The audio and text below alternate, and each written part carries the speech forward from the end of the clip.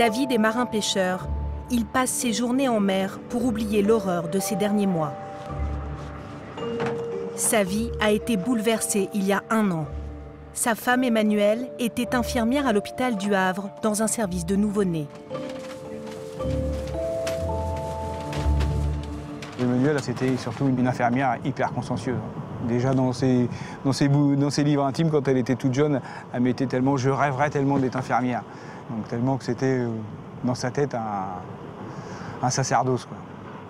Emmanuel, même qu'il a un bébé, il aurait pu lui manquer un bras, il pouvait lui manquer n'importe quoi, ou il est tout petit ou tout gros. Mais à chaque fois qu'il y avait un bébé, c'était magnifique, il était beau.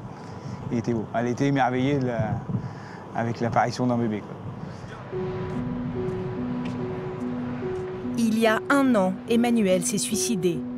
C'est un matin d'été du mois de juin. La jeune femme est en congé ce jour-là. Elle sait que dans quelques jours, il lui faudra retourner au travail, mais elle ne s'en sent pas capable. Alors, elle décide de se réfugier dans le petit appartement que le couple a acheté au Havre. Elle s'assoit par terre, allume une cigarette et prend le temps d'écrire une longue lettre que David retrouvera près d'elle. Emmanuelle, 44 ans, laisse derrière elle 2 enfants de 10 ans et 17 ans. Mon amour, tu es la personne la plus extraordinaire que j'ai rencontrée et qui m'ait donné envie d'avoir des enfants. Je vous aime très fort. Donc ça, c'était pour nous. Puis après, tout ce qui arrive n'a rien à voir avec vous. Je pense que je n'ai pas le droit à tout ce bonheur. Sur ma dernière nuit, j'ai transféré une petite fille en réa. Son état s'est dégradé. Au cours de la nuit, je ne sais pas ce qu'il s'est passé, mais j'ai le sentiment que j'ai fait quelque chose de grave. Et je ne peux plus vivre avec l'idée que j'ai détruit une famille qui avait elle aussi le droit au bonheur. David, protège les enfants, trouve quelqu'un qui saura s'occuper de vous et vous aimer. Je veillerai sur vous. Pardonnez-moi, maman.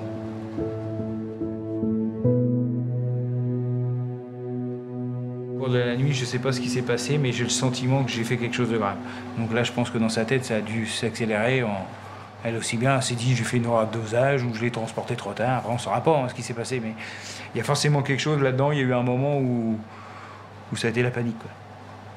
C'est la panique, et elle est rentrée avec ça, et puis je pense qu'après, ça ne l'a plus quittée, quoi. À l'hôpital du Havre, cette nuit-là, Emmanuelle Lebrun est de garde au service de réanimation pédiatrique. Une petite fille en détresse respiratoire arrive. Elle est la seule infirmière, c'est à elle de la prendre en charge. Au fur et à mesure des soins, le rythme cardiaque du bébé diminue. Paniquée, la jeune femme pense avoir commis une erreur. C'est pour cela qu'elle mettra fin à ses jours. Là, on n'a pas le contact des bébés, c'est que des bébés sous couveuse, c'est que des gros prématurés, c'est que des bip-bip, ils sont gérés par l'électronique. Et ça, c'est un gros stress pour elle. Et le problème, surtout, c'est que il peut y avoir le décès d'un bébé, quoi. Et je pense que sur certains agents, dont Emmanuelle, c'était inconcevable qu'elle puisse avoir un bébé qui meurt dans son service, quoi. Le bébé n'est pas mort, aucune erreur n'aurait été commise. Pourtant, ce suicide n'est pas un accident. La jeune femme n'aurait pas dû travailler ce soir-là au service de réanimation. Elle a toujours demandé à ne pas aller dans ce service, mais elle n'a pas eu le choix. Ces évaluations annuelles de l'infirmière par l'hôpital le prouvent. Il y est écrit noir sur blanc qu'elle n'a pas le profil pour travailler en réanimation, même si elle y a déjà fait un stage il y a très longtemps. Passage en réanimation difficile sur l'organisation et situation d'urgence, stress. À l'époque, l'évaluation déconseille de l'affecter en réanimation. Pas de réa. Alors, pourquoi y est-elle envoyée ce soir-là? La réponse tient dans une restructuration à laquelle se livre alors l'hôpital du Havre. Depuis mars 2016, pour faire des économies, on impose aux infirmières d'être polyvalentes. Quel que soit leur désir ou leur profil, elles peuvent être affectées dans n'importe quel service. Ce soir-là, il manque une infirmière au service réanimation. C'est Emmanuelle qui la remplace. La direction est au courant du risque qu'elle encourt. Voilà le compte-rendu de son dernier entretien d'évaluation, 20 jours seulement avant son suicide. C'est marqué « Résultats professionnels obtenus, fait marquant de l'année écoulée ». Réorganisation des effectifs, d'où des remplacements à effectuer en réa néonate, ce qui déstabilise des agents qui éprouvent des difficultés à y travailler, dont Madame Lebrun.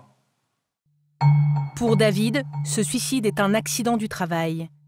C'est la restructuration du service qui en est responsable.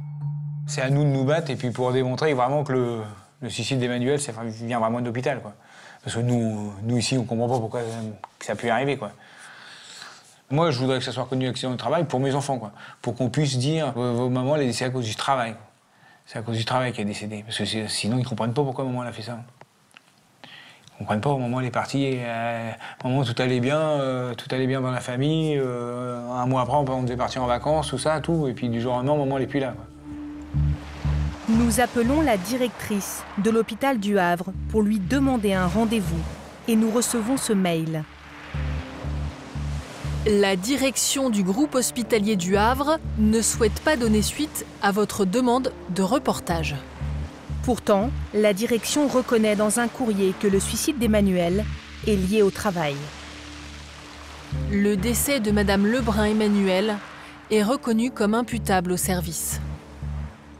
1 an après, les collègues d'Emmanuel sont toujours bouleversés.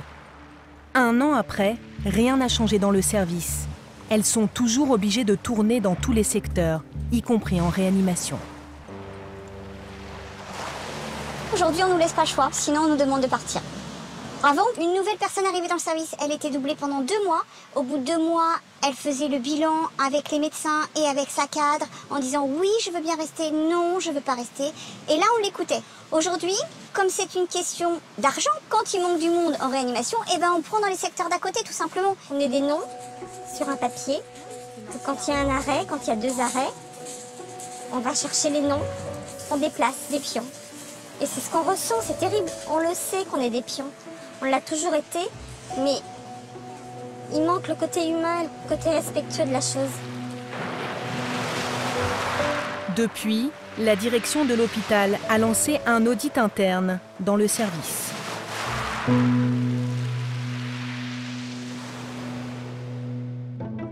Comme au Havre, de nombreux soignants se sont suicidés dans les hôpitaux en France.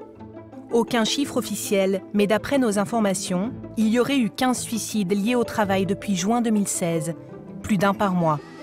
L'hôpital est-il en état d'urgence? Pourquoi des milliers de blouses blanches descendent-elles dans la rue pour crier leur colère? Pourquoi, depuis quelques années, les taux d'absentéisme explosent-ils à l'hôpital public? Plus 32% en 8 ans. Nous avons répertorié les grèves dans les hôpitaux depuis janvier 2017. Au total, plus de 130 services ont cessé le travail, toutes spécialités confondues, dans toutes les régions de France. L'hôpital est en train de se transformer en entreprise. Il subit ses contraintes de rentabilité, de pression économique et industrielle. Pour faire face au déficit de la sécurité sociale, près de 6 milliards d'euros, l'État impose à ce service public d'être géré comme une entreprise privée.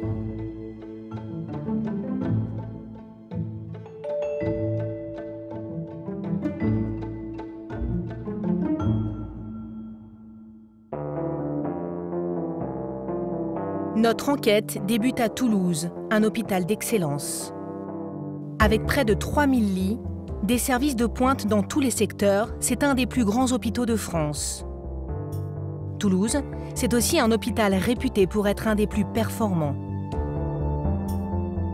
Depuis 1998, il est toujours classé dans les 3 premiers au palmarès du magazine Le Point. Il est même premier pour certaines activités comme le traitement des accidents cardiovasculaires cérébraux. Mais dans cet hôpital, l'été 2016, 4 membres du personnel se sont suicidés. Depuis quelques années, l'hôpital court après la réduction de son déficit. Et pour cela, comme une entreprise, il a durci ses méthodes de management. Nous avons été alertés par une infirmière du service gériatrie.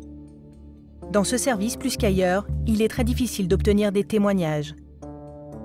Les soignants ont honte quand ils en viennent parfois à maltraiter leurs patients. Cette infirmière travaille ici depuis 8 ans. On nous enseigne qu'il faut respecter la pudeur de la patiente ou du patient, peu importe. C'est-à-dire mettre la serviette sur les parties intimes, pour les femmes sur la poitrine. Puis quand on arrive dans une structure, vous savez que vous devez faire vite. Vous mettez au moins les serviettes. Il y a 3 patients dans une même chambre, vous mettez la serviette. Voilà, histoire de respecter par rapport au voisin, la pudeur. Puis vous avez la collègue qui vous dit non mais là, si tu fais comme ça, on ne va pas avancer. Hein. Et elle m'enlève les serviettes, tu prends le gant, tu prends un gant, tu nettoies du visage jusqu'aux pieds, tu changes de gant, tu rinces, et après tu retournes et tu fais la même chose derrière. Hein. Sinon on n'avance pas. Hein. Et là vous voyez la patiente qui vous regarde et vous la regardez et vous dites je suis désolée mais je suis obligée de faire comme ça quoi.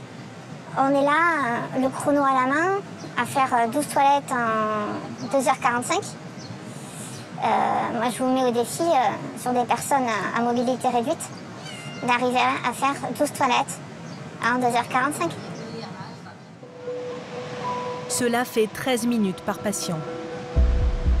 À cause de cette pression et de cette course à la rentabilité, l'infirmière avoue qu'elle a dérapé. C'est aussi des mots, des phrases que j'ai prononcées et j'ai blessé. Mais j'étais tellement débordée que en fait, je me suis rendu compte après coup que que j'ai été violente. C'est vraiment détruire les gens. On nous transforme en robots. Alors qu'on essaye d'humaniser au plus possible les robots qui sont en train d'être créés, on nous robotise à nous. On doit faire tant d'actes dans la journée pour que ça soit rentable. On ne doit pas consommer trop de draps, parce que sinon c'est un surcoût.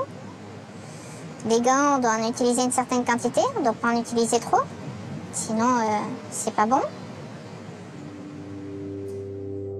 Quelles méthodes de management sont appliquées pour en arriver à de telles dérives? Première étape de notre enquête, le service de communication. Nous demandons à filmer dans l'hôpital, à plusieurs reprises, sans succès. Après avoir fait le tour un peu des services concernés qu'on avait évoqués ensemble, donc je vous informe que nous avons décidé de ne pas donner suite à votre proposition. Merci. Nous ne sommes pas les seuls à nous heurter à un mur. Même les experts, mandatés par le ministère du Travail, ont le plus grand mal à obtenir des informations. C'est ce que confesse Jean-Claude Vasselet, 40 ans d'expérience, plus de 120 expertises à son actif, notamment à Toulouse.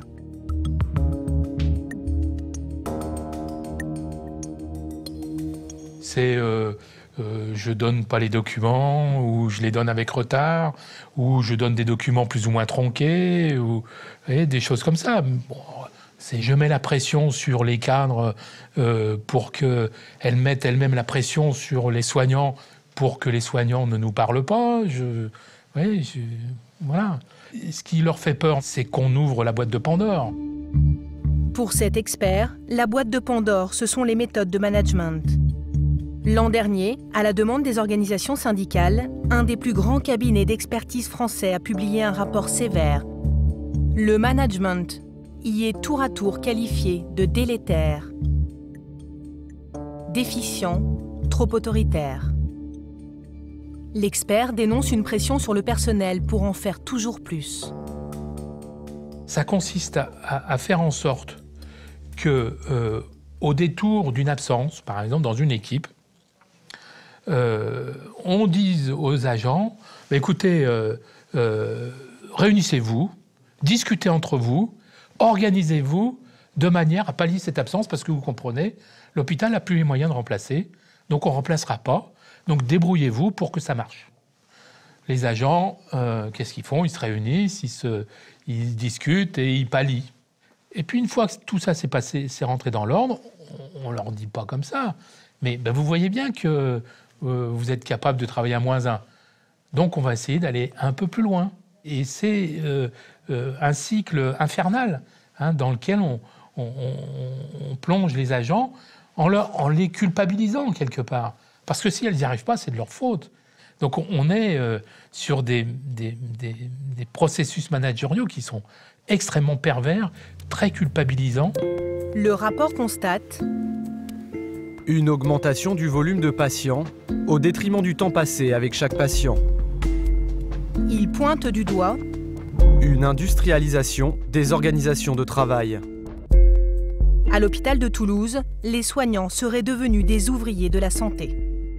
On est sur des méthodes de management qui proviennent de l'industrie, qui proviennent Toyota ou d'autres, hein, qui sont adaptés, qu'on essaye d'adapter à l'hôpital, mais dans un seul objectif, qu'on obtienne des gains de productivité de plus en plus élevés, quoi. Derrière cette pression, il y aurait des méthodes inspirées de l'industrie automobile. En réalité, elles remontent aux usines Ford au début des années 1900. L'objectif, c'était de morceler les tâches de chaque ouvrier sur la chaîne pour être plus productif et créer ainsi plus de voitures en moins de temps. Toyota s'en est inspiré dans les années 70 et a mis en place une nouvelle organisation du travail. La recette est donc japonaise. Elle s'appelle le Lean Management. Les Japonais parlent de Muda, Muri, Mura, pour désigner une seule idée, lutter contre le gaspillage. À l'hôpital, on réduit toutes les activités qui ne rapportent pas directement de l'argent, comme par exemple prendre le temps de parler aux patients ou parler de l'état d'un malade. Le personnel a l'impression de travailler à la chaîne comme des robots. Ce Lean Management, Julien Terrier le dénonce. La CGT est persuadée que ces méthodes ne sont pas adaptées à l'hôpital.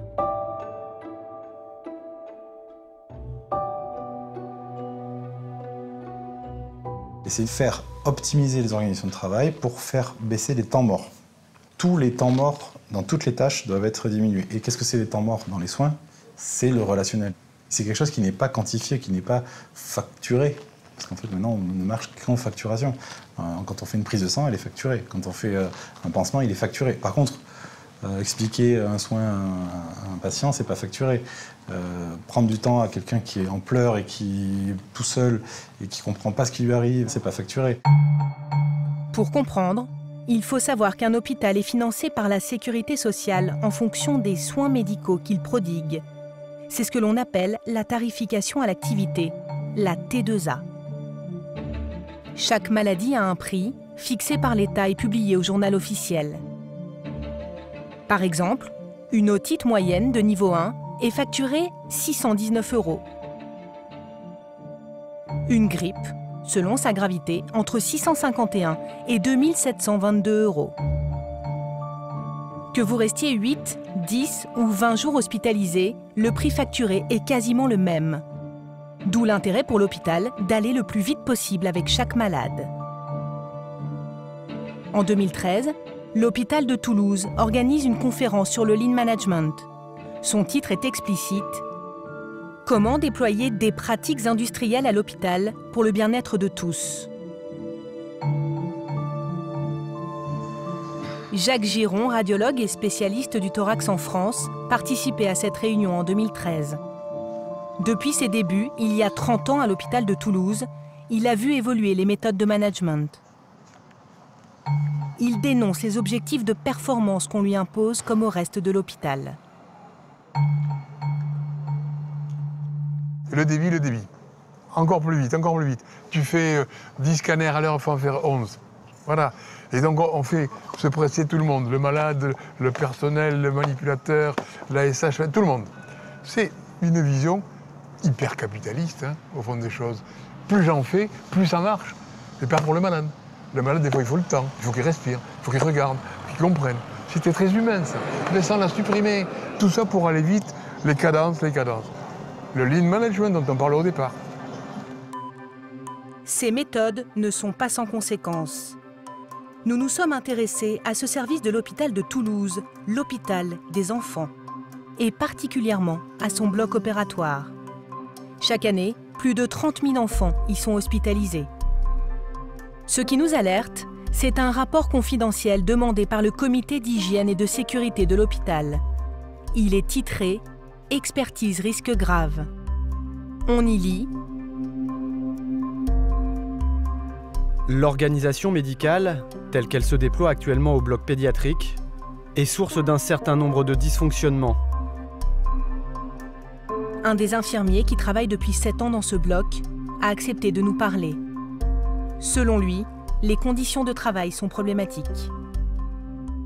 C'est à la chaîne dans le sens où le premier patient doit être en salle pour 8 h du matin. Le deuxième patient doit être en salle pour 8 h 30.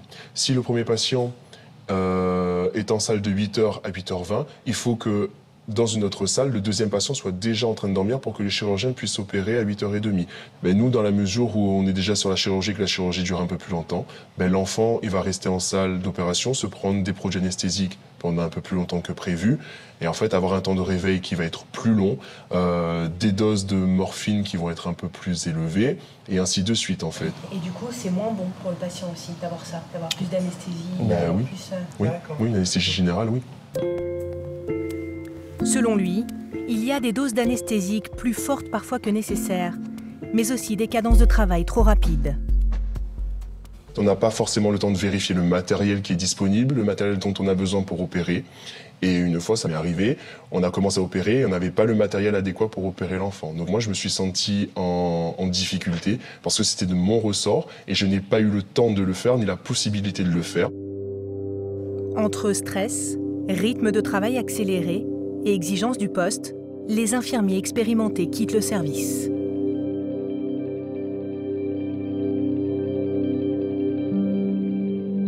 Le bloc l'enfant, le niveau d'experts comme ils appellent, des gens qui savent tout faire et qui peuvent former leurs collègues, etc.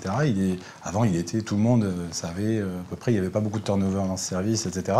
Et là, ils n'ont que 30% du personnel qui sait faire tout, qui sait assurer tout et qui est donc qui est à l'aise et qui n'est pas en situation de stress professionnel quand il prend en charge un type d'opération, etc. Et donc du coup, là, à 30%, là c'est le seuil critique, on dit en moins de 30%, s'il y a encore des gens qui partent, là on n'assurera plus la qualité des soins. Les gens psychologiquement et physiquement n'en peuvent plus. Dès qu'il y a des grosses chirurgies, c'est toujours les mêmes qu'on envoie. Et s'il n'y a plus de soignants compétents, ça va être très compliqué de soigner correctement les enfants.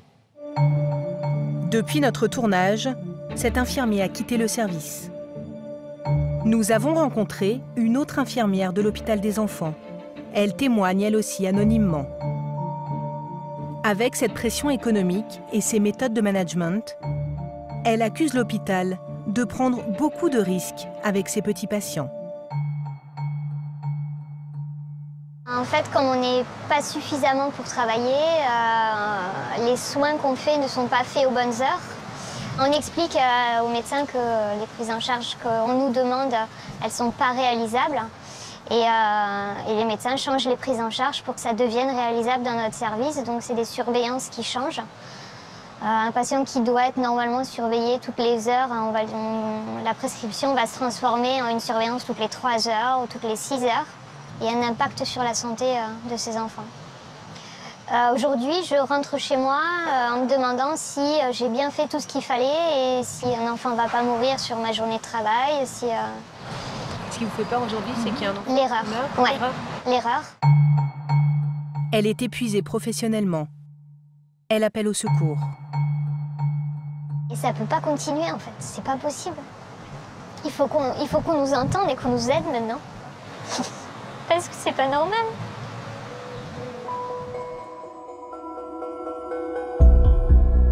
Ces craintes sont-elles fondées?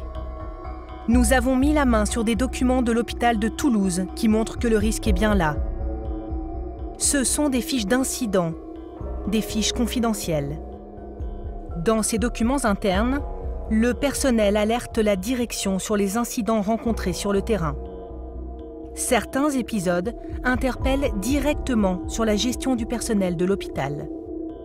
Dans cette fiche rédigée à l'hôpital des enfants le 28 juin 2016, on lit qu'il y a seulement 2 infirmières en poste pour assurer les soins pour 10 enfants, de 7h15 à 11h30, alors que la charge de travail est très importante. Plus loin, il y est écrit « La prise en charge des enfants ne se fait pas dans la sécurité ».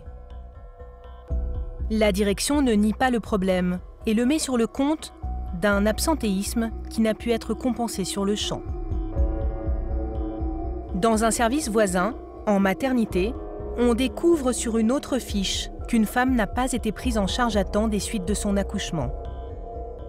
Dans un contexte d'hyperactivité, les équipes étant occupées plus par rapport à l'activité, la pose de rachianesthésie n'a pu se faire qu'à 2h45. Cette patiente a eu une hémorragie de 1900 cm3. En d'autres termes, la jeune femme a dû attendre plus de 2 heures avant une intervention sous péridurale et a perdu entre-temps presque 2 litres de sang. C'est la moitié de ce que contient le corps d'une femme.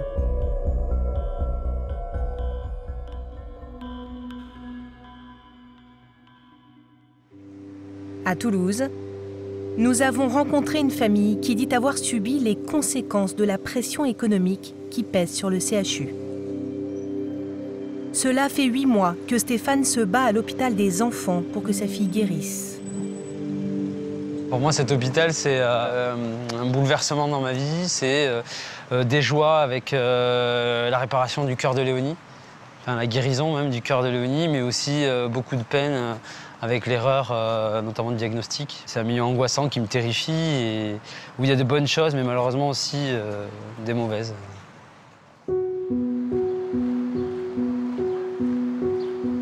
Nous décidons d'aller voir la petite fille dans sa chambre d'hôpital.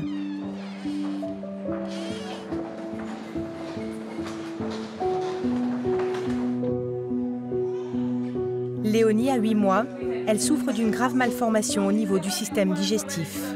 Depuis sa naissance, elle n'a pas connu d'autres univers que l'hôpital, passant de service en service, et toujours avec ses tuyaux qui la nourrissent. Léonie ne pèse que 4 kilos, le poids d'un nouveau-né. Elle doit se battre chaque jour pour vivre et grandir.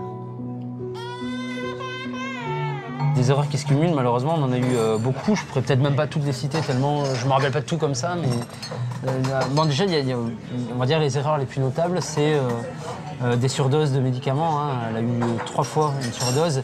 Une première fois, 10 fois la dose de morphine. Ça, c'est moi qui m'en aperçois. On en parle au médecin, etc. Et le lendemain matin, on est convoqué avec l'infirmier, cadre de santé, le médecin-chef, qui s'excuse, qui dit mais que l'erreur est humaine et que c'est pas grave. Et ça, c'est dur à entendre à chaque fois, voilà, l'erreur est humaine. En passant toutes ses journées à l'hôpital pendant 8 mois, Stéphane dit être le témoin de nombreux dysfonctionnements. On voit des personnes qui peuvent être extraordinaires, qui nous ont marqués, mais vraiment, qui nous ont marqués lors de nos séjours différents, dans différents hôpitaux. Même à Toulouse aussi, on a quand même eu des personnes extraordinaires. Ce qu'on voit, c'est des fois des gens qui font bien leur travail et qui n'ont pas les moyens nécessaires pour effectuer bien leur travail. Et qui du coup sont pressés dans leur travail. On les voit courir partout. Il y a des entrées de patients à gérer. Et pendant ce temps, il y a des patients graves où il faut soigner aussi. Mais il n'y a plus assez de personnel. Et puis, il y a une infirmière qui est en arrêt maladie. Et on n'a pas pu la remplacer, mais c'est au dernier moment. Donc on appelle une autre infirmière qui ne connaît pas forcément le dossier. Et en fait, du coup, on se retrouve avec des soins qui ne sont pas faits au cas par cas. On n'est plus dans le détail. On est dans quelque chose de plus bourrin, en fait, finalement. Et nous, en tant que parents, on voit notre bébé, qui est très fragile, qui a besoin qu'on prenne le temps. Et bien, on ne prend plus le temps. Donc, on est confronté à ça. Depuis notre tournage, Léonie est toujours hospitalisée.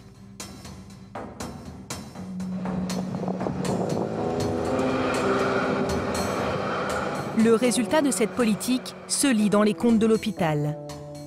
La direction a réussi à réduire de manière spectaculaire son déficit, passant de 29 à 19 millions d'euros en 1 an. Une réduction qui alerte Julien Terrier. Le seul objectif des directions maintenant, c'est de réduire les déficits. Et on ne regarde plus la qualité des soins, on ne regarde plus la souffrance au travail, on ne regarde plus tout ça. On regarde le fait que, si oui ou non, ce directeur, cette équipe de direction, a réussi à réduire le déficit des hôpitaux. Face à ce que nous découvrons à Toulouse, nous insistons auprès de la direction de l'hôpital pour avoir une interview. Elle est à nouveau refusée. Dans cet Algeco, le jour de notre tournage, nous apprenons que le directeur est en réunion. Nous l'interpellons à la fin de son rendez-vous. Pourquoi vous ne voulez pas me répondre? Est-ce qu'on peut prendre rendez-vous? Non, parce que c'est ce que vous êtes en train de faire. Ce que vous êtes en train de faire n'est pas correct. Voilà. Mais monsieur Lemoine... Et j'espère que c'est ce que vous garderez. Mais monsieur Lemoine, j'ai demandé une autorisation.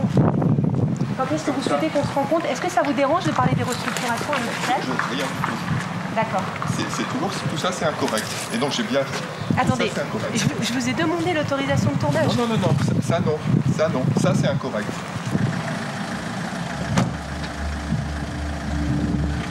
Cinq jours après cette rencontre imprévue, nous avons à nouveau demandé une interview. Et cette fois-ci, elle a été accordée. Il aura donc fallu interpeller le directeur sur un parking de l'hôpital pour décrocher un entretien. Nous le rencontrons dans son bureau, sous le contrôle de son directeur de communication. Est-ce qu'il y a un malaise à l'hôpital? Dans votre hôpital? Alors, ça, c'est deux questions différentes. Est-ce qu'il y a un malaise dans votre hôpital? Alors, la question n'est pas... Donc, je suis obligé de rappeler ici qu'il se passe un processus important de mutation des métiers, des pratiques professionnelles et des organisations. Et donc, il y a un changement de repère, une perte de balises qui conduisent un certain nombre de personnels à s'interroger sur « mais où va-t-on » Il y a ce sentiment-là au CHU de Toulouse qu'il faut que j'accompagne, qui est que c'est un très grand nombre de ces agents ont été sursollicités sur ces dernières années. On a rencontré pas mal de personnes de terrain qui nous ont parlé justement de méthodes de management qui sont proches du lean management. Est-ce que vous pensez que ça a sa place en milieu hospitalier? Alors, je considère que on peut caricaturer le fonctionnement. L'hôpital n'est pas une entreprise, ne sera jamais une entreprise. L'hôpital, c'est à la fois s'interroger sur comment on répond dans des conditions compliquées, chaque fois différentes, à une demande qui est la prise en charge d'un patient qui est unique et individuel. Autrement dit, la capacité à industrialiser des prises en charge est complètement hors de propos. Nous l'interrogeons ensuite sur l'emploi et les effectifs dans son hôpital. Vous trouvez qu'il y a assez d'infirmiers, d'infirmières, de médecins dans votre CHU? Je considère que la question doit être posée parce qu'au CHU de Toulouse, il va se passer quelque chose de particulier. C'est un centre hospitalier universitaire qui évolue dans une ville dont la démographie croît, dont les besoins de santé croissent, et il y aura des créations d'emplois parce que c'est une ville particulière compte tenu de la croissance des besoins de santé auxquels elle doit faire face. Pour répondre très clairement, si je veux dire en termes de création nette, moi j'escompte qu'on va créer entre 30 et 40 emplois. En attendant, selon le dernier bilan social, l'hôpital a supprimé en 2016 l'équivalent de 56 emplois.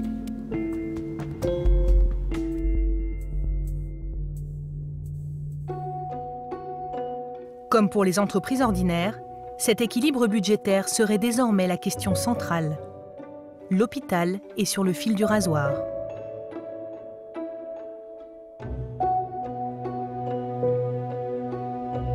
C'est ce que vit l'hôpital de Creil, en Picardie, un établissement qui soigne près de 140 000 malades par an et qui est aujourd'hui au bord de la faillite. Dans cette ville, l'une des plus pauvres de France, il n'y a qu'un médecin pour 5 000 habitants. C'est 5 fois moins que la moyenne nationale. Lorsqu'ils sont malades, les habitants ont pris l'habitude de se rendre aux urgences. Ici, on reçoit 120 patients par jour. C'est 2 fois plus que la capacité d'accueil du service.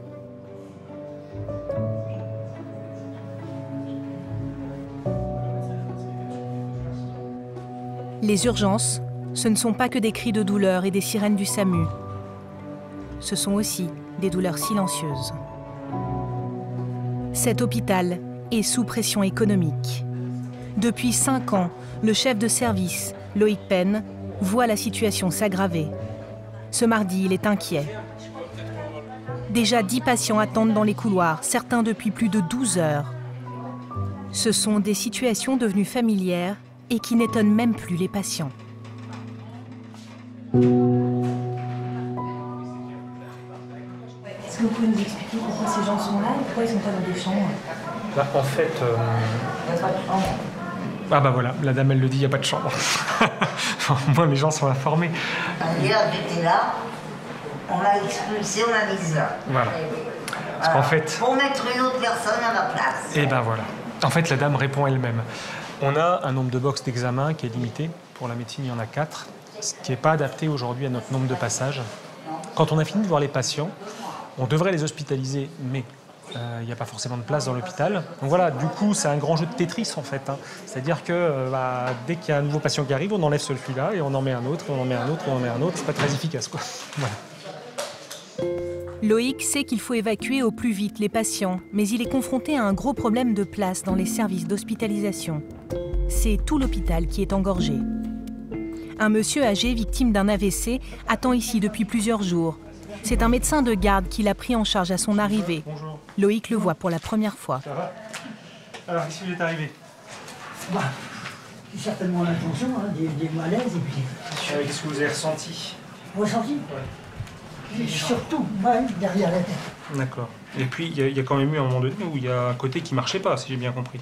Oui, c'est le côté gauche. Ça va peut-être aller mieux quand même. Ça va peut-être aller mieux, oui, sans doute. Mais je vous dis, il y a besoin d'explorer quand même. On va devoir faire quelques examens. J'ai quand même 81 ans. Ok, à tout à l'heure. À tout à l'heure. Toutes les chambres sont pleines et en fait la difficulté c'est qu'on est un service de court séjour, une unité d'hospitalisation de courte durée. Et là, ça fait combien de jours qu'il est là Là, 1, 2, 3, 4 jours. Il est évident qu'il serait mieux dans un service spécialisé, qu'il faut qu'on ait une place aujourd'hui, mais on a dans cette situation 3 patients qui sont là depuis longtemps, sur ce même service, qui ont besoin de place, et pour l'instant, il n'y en a pas. Donc là, on essaye à chaque fois de pas... qui perd pas de chance, c'est-à-dire qu'il voit quand même le spécialiste concerné, qu'il ait les examens, voilà.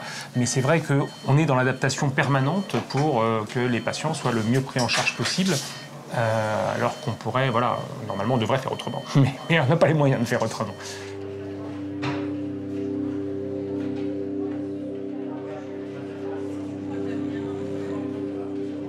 Le confort, c'est pas un détail en médecine. C'est-à-dire que les gens, c'est important aussi qu'ils dorment, qu'ils mangent. Et ça fait partie du traitement. Et considérer que on peut faire n'importe quoi, n'importe comment, et tant qu'on fait de la technique, ça va, c'est faux. On est plutôt bon en technique, on est mauvais dans tout ce qui accompagne aujourd'hui. Et on a été bon en France. On est devenu mauvais parce que voilà, on a des réformes du système de santé, des politiques de santé depuis 30 ans qui sont catastrophiques. À Creil, il n'y a pas que les urgences qui sont au bord de l'asphyxie, faute de moyens.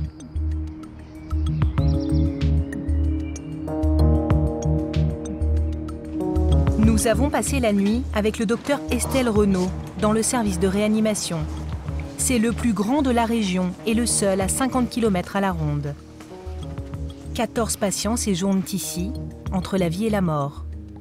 Ils sont là pour des cancers en phase terminale, des AVC, des malaises cardiaques. Pour RS. Elle est toujours en VSZ. Je sais pas si tu as récupéré le bilan de 19 qui a été piqué. Le Yono était toujours pas sorti. D'accord. Elle répond. Je lui ai parlé, elle m'a fait des hochements de tête et tout ça. Donc elle est en phase de réveil. Une vraie réponse. Vraie réponse. On laisse récupérer et puis demain matin... D'accord. Bon, c'est une bonne nouvelle si elle se réveille. Ok. Estelle, je vous ai entendu dire que c'est une bonne nouvelle si elle se réveille, la dame. Ouais. C'est toujours ce qu'on attend dans un service de réa, que les gens se réveillent. Oui, parce qu'en fait, souvent, on guérit le rein, le poumon, enfin les organes, mais on a souvent des patients qui ne se réveillent pas derrière. Et là, c'est une bonne nouvelle. Pour maintenir les patients en vie, il faut un matériel très sophistiqué. Le docteur Renaud s'inquiète pour les respirateurs de son service. Ils sont très vieillissants et très coûteux à renouveler. Un respirateur, c'est très cher. On a 15 lits de réanimation, c'est 15 respirateurs. Et nous, ils arrivent déjà à 6-7 ans d'âge. Donc là, j'alerte. Ça fait 2 ans que j'alerte. Je dis attention, s'il y en a un qui lâche, et puis on n'en a pas un en plus. Mais c'est un coût tel que les établissements ont du mal à anticiper, à pouvoir fournir... Est-ce que ça coûte combien, un respirateur? C'est 40 000 euros. Ouais, je vous disais, c'est une belle voiture. Donc, fois 15. Si on a un respirateur qui tombe en rade, la chambre, elle est fermée. 15 respirateurs, cela coûterait 600 000 euros pour un hôpital déjà en déficit. Alors, pour d'autres matériels de pointe, le comptable de l'hôpital a trouvé une solution. Donc ça, c'est une machine de dialyse. On en avait 2 dans le service. Quand la capacité du service a augmenté à 15 lits, on est toujours resté avec 2 machines. On s'est retrouvés, on n'avait pas assez de machines parce qu'on passait d'un malade à l'autre à vitesse grand V et on prenait celui qui était le plus urgent. On laissait le patient le moins urgent à attendre qu'il ait... voilà. Donc là, on a réussi à en avoir une 3e. Et en fait, c'est une machine d'occasion qu'on a récupérée. Que l'hôpital, alors elle fonctionne bien, mais c'est déjà une machine d'occasion. À Creil, nous nous sommes aussi intéressés aux effectifs de ce service. La loi encadre très précisément la réanimation. C'est ce que l'on appelle un service normé. C'est-à-dire qu'un décret définit le nombre minimum de personnel nécessaire à son bon fonctionnement.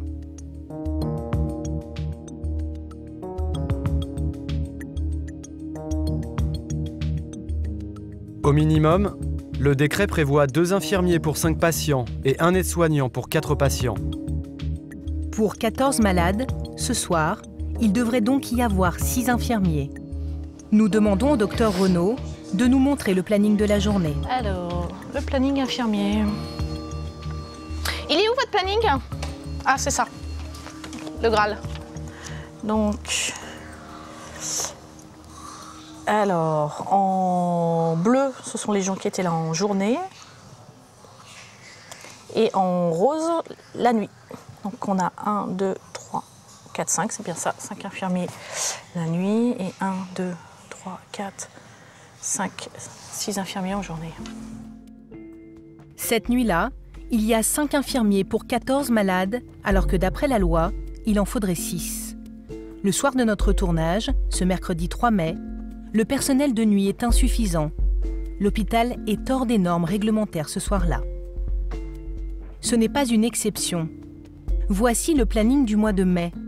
Nous constatons que toutes les nuits, il y a, marqué en rose, 5 infirmiers de service.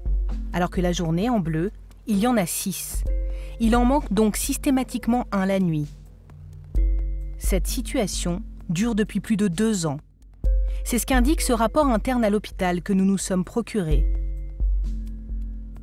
En juin 2015, il souligne les difficultés pour l'équipe de nuit qui est légèrement réduite par rapport aux éléments réglementaires et évoque le stress engendré par ces difficultés. Un peu gêné, le docteur Renaud admet que son service n'est pas réglementaire. Alors on est un tout petit peu en dessous des normes. Voilà.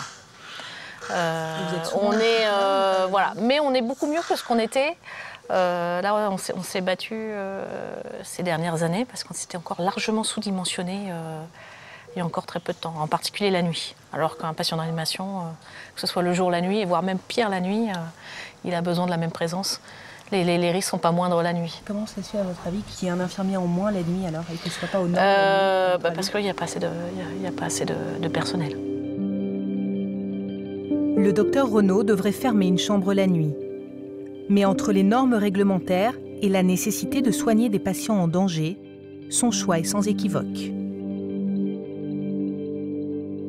C'est l'éternelle question, est-ce qu'on ferme des lits, mais on a un devoir d'accueillir les patients qui sont en détresse?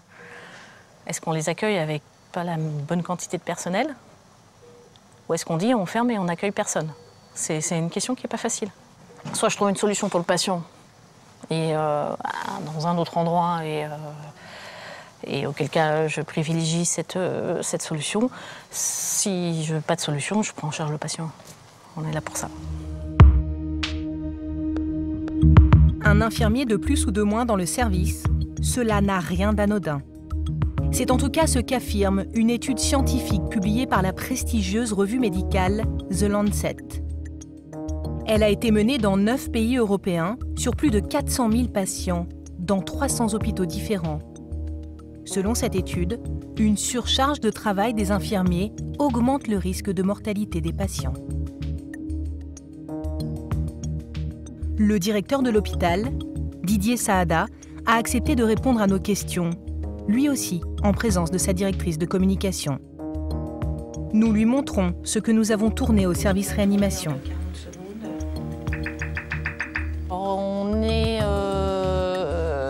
un tout petit peu en dessous des normes. Comment ça se fait, à votre avis, qu'il y ait un infirmier en moins la nuit alors et qu'il ne soit pas aux normes? Parce qu'il n'y a pas assez de personnel.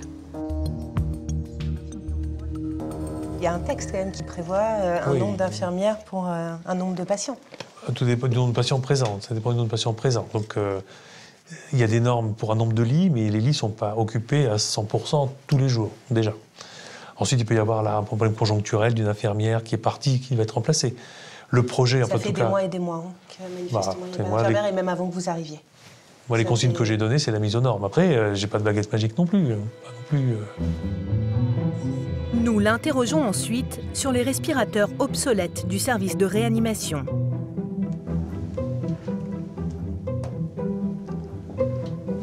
Est-ce que vous avez les moyens de payer des nouveaux respirateurs en réanimation? Il faudra qu'on les ait. C'est la condition sine qua non pour avoir des lits de réanimation. Il faut qu'on assume les autorisations qu'on demande nous-mêmes. Donc c'est des conditions, c'est indispensable. Le directeur, nous allons le comprendre, n'a tout simplement pas d'argent dans ses caisses.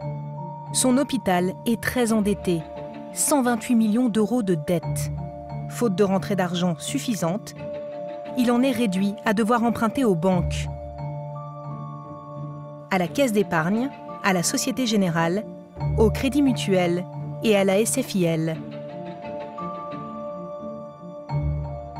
Comme n'importe quelle entreprise, il emprunte à un taux de 2,8% et doit rembourser 4 millions d'euros, rien que pour les intérêts, alors que l'hôpital est déjà très endetté. Le problème, c'est qu'on ne trouve plus de banque pour nous prêter parce que notre situation financière est dégradée. Tout est au rouge vif. Et ils nous disent, mais oui, mais il y a un risque qui est trop fort. C'est pour ça qu'il est très urgent de sortir de ce cercle vicieux. Là, c'est la réanimation, mais en dialyse, c'est la même chose. Il faut des appareils de dialyse. Enfin, vous prenez n'importe quel secteur. La coronarographie, c'est la même chose. Donc, il faut bien pouvoir dégager les marges financières pour pouvoir investir. Si on va dans le mur, il n'y a plus d'hôpital. Il n'y a plus d'hôpital de Creil et de Senlis. Et là, pour le coup, c'est un plan social majeur. Et il n'y a plus de souffrance au travail parce qu'il n'y a plus de travail, c'est clair. S'il n'arrive pas à redresser ses comptes, l'hôpital de Creil risque d'être mis sous tutelle de l'État. Car c'est le ministère de la Santé qui impose aux hôpitaux ces nouvelles méthodes de gestion. Nous avons rencontré l'ancien directeur d'un grand hôpital de la région parisienne. Il nous explique que les marges de manœuvre sont très étroites par rapport à l'État représenté par ces agences régionales. J'ai eu une agence qui, en tous les cas un certain nombre d'acteurs au niveau de l'agence régionale de santé, qui m'ont dit « nous, on veut que vous diminuiez les moyens en personnel ». J'ai planché sur une proposition qui était équilibrée avec un maintien des moyens en personnel sans les développer, sans les diminuer. Cette première proposition a été refusée. Deuxième proposition m'a été demandée avec un effort conséquent sur le personnel de 2 millions d'euros de moins. C'était complètement irréaliste. J'ai proposé 500 000 euros et je l'ai fait également voter par le conseil de surveillance.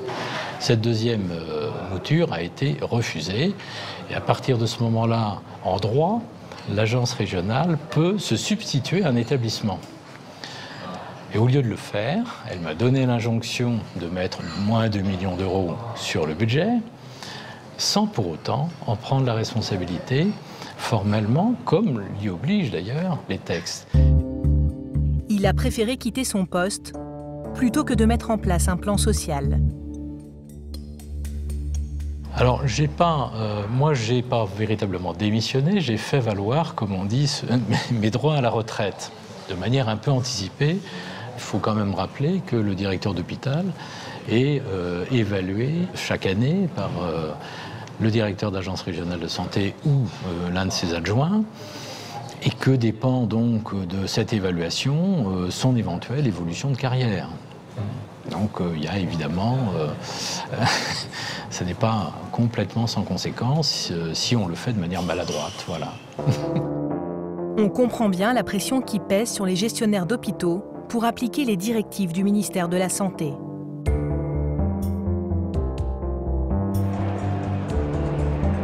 Les soignants sont plus mobilisés que jamais et descendront à nouveau dans la rue.